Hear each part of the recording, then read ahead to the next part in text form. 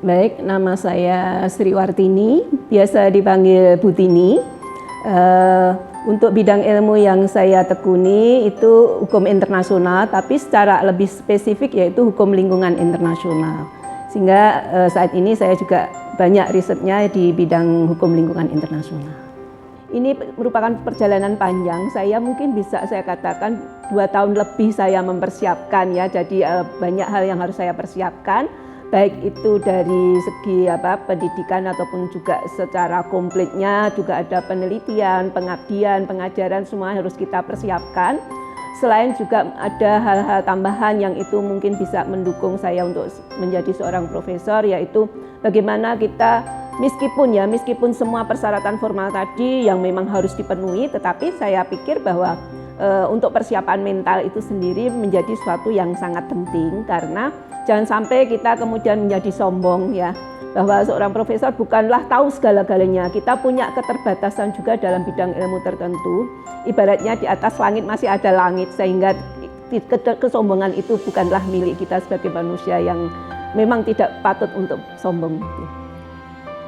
Kejadian yang tidak saya lupakan adalah pada waktu pertama kali saya istilahnya syarat kunci untuk jadi profesor kan harus ada jurnal Scopus ya. Nah ini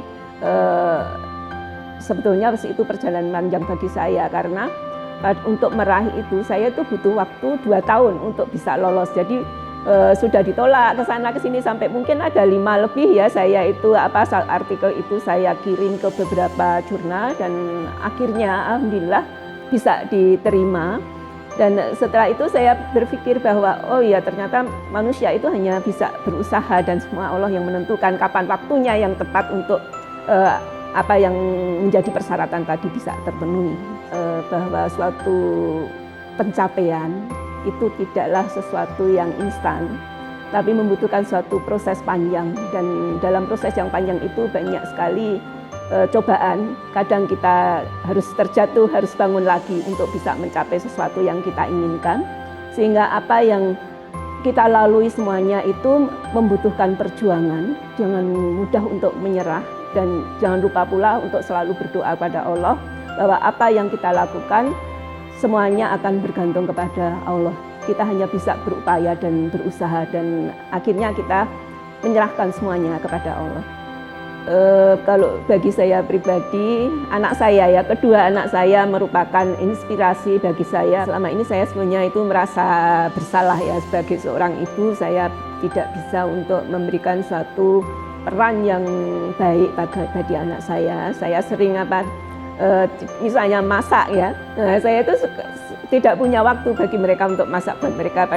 Hanya kadang-kadang saja saya istilahnya menyisikan waktu untuk masak buat mereka. Baik, jadi saya selain kedua anak saya yang menjadi inspirasi, saya sebetulnya saya dedikasikan kepada kedua orang tua saya yang selama ini sudah banyak berkorban untuk saya, walaupun sekarang beliau sudah almarhum dan almarhumah, tapi semua ini menjadi spirit bagi saya untuk bisa mempersembahkan sesuatu bagi kedua orang tua saya.